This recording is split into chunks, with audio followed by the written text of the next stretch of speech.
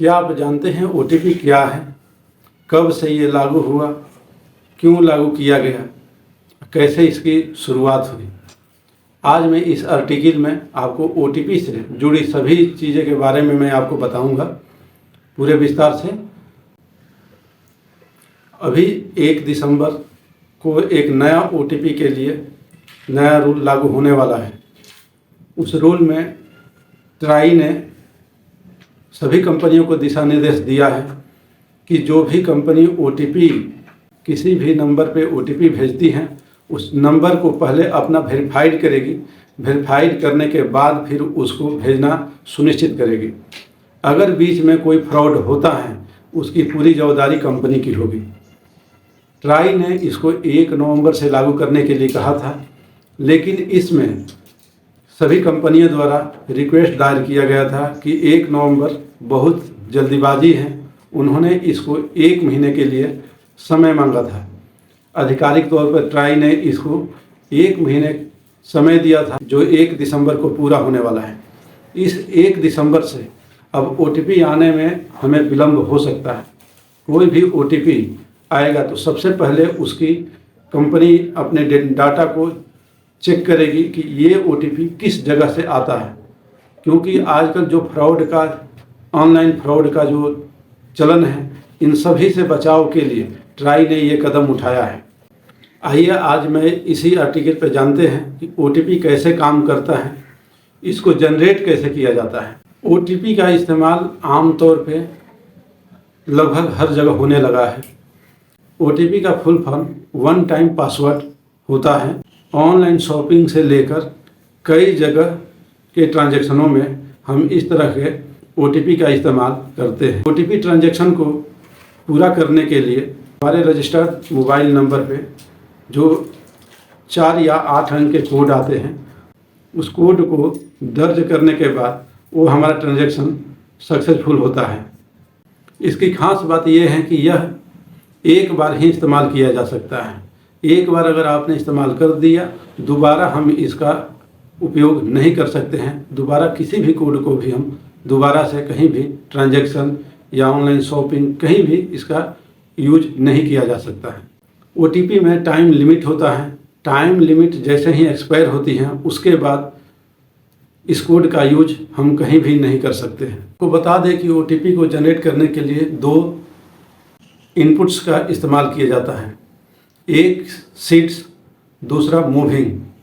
जब हम authentication server पर काम कर रहे होते हैं उस समय पे मूविंग फैक्टर काम करता है। वह हर सेकंड या मिनटों में बदलता रहता है। इस वजह से हमें हर बार नया ओटीपी प्राप्त होता है। ओटीपी की सिक्योरिटी सबसे सेफ मानी जाती है। इसको बदलना और ट्रैक करना काफ़ी मुश्किल है।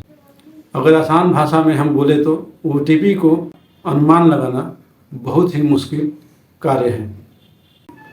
जहाँ तक ओटीपी की खोज की बात करें तो लेस्ली लैम्पोर्ट ने ओटीपी की खोज की थी, जो कि सन 1980 के दशक में पहली बार इसका एल्गोरिथम में इस्तेमाल इसका किया गया था। यह एक वन वे फंक्शन की तरह इस्तेमाल किया जाता था। अगर हम ओटीपी की बात करें तो ओटीपी 2 टाइप के होते हैं। एक इवेंट बेस्ड ओटीपी, दूसरा time based OTP. Event based OTP की अगर हम बात करें तो जब तक हम उस कार्य को कर न लें तब तक उस ओटीपी का कार्य चलता रहता है। मतलब कि वो जब तक काम हो न पाए तब तक उस ओटीपी वैलिड रहती है।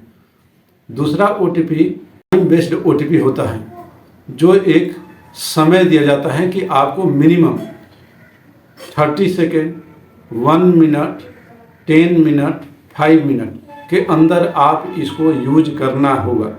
अगर इसके अंदर आप यूज नहीं करते हैं तो उसका वैलिडिटी ख़त्म हो जाएगा। वो ओटीपी को एक्सपायर माना जाता है। बहुत लोगों ने सुना होगा कि ओटीपी अब नहीं आएगा। ऐसा नहीं है, ओटीपी आएगा, लेकिन उसमें कुछ समय लगेंगे। कहीं कहीं आपको 5 मिनट भी लग सकते हैं, 10 मिनट भी लग सकते हैं, आधे घंटे भी लग सकते हैं। अगर किसी में समय लगता है तो इसका मतलब कि वो ओटीपी संदिग्ध के घेरे में रहेगा। उसकी जांच जरूरी भी होनी चाहिए, क्योंकि आजकल जो इतना फ्रॉड का बाज़ार चला है, बिना OTP के मोबाइल नंबर आपके पास रह रहा है, ट्रांजैक्शन कहीं और से हो जा रहा है। कारण इसका OTP आपका कहीं से उठ के कहीं चला जा रहा है। इस सभी चीज़ों के लेकर ट्राई ने, जो telecom regulatory authority of India द्वारा जो लाया गया है, यह हम ही सभी लोगों के लिए है। हमारे अपने जो भी पेमेंट हो रहे हैं वो सभी सेफ्टी के लिए हैं, कि ताकि हमारा जो ट्रांजैक्शन हो वो पूरी हम उस पर अपना दावा रख सकें।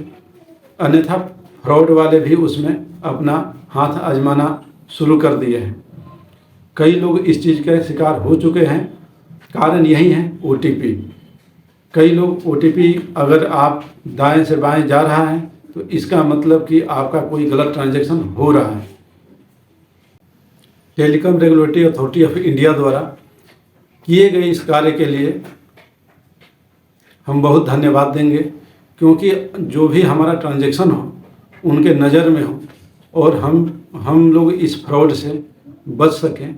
इसके लिए जो भी भारत सरकार द्वारा कार्य किया जा रहा है, इस चीज़ पे हमें ध्यान देने की ज़रूरत होगी और इस OTP से हमें घबराहट नहीं होनी चाहिए, क्योंकि OTP जो है एक बहुत बड़ा माध्यम है जिससे कि हम हर चीज़ अपना OTP के द्वारा ही कर पाते हैं। क्योंकि आजकल मोबाइल एक हमारे शरीर का बहुत बड़ा अंग बन चुका है। कोई भी ट्रांजैक्शन करना होता है हम तुरंत OTP के माध्यम से कर लेते हैं। OTP आता है हम तुरंत कर देते हैं। जो भी हो, OTP इज़ द बेस्ट।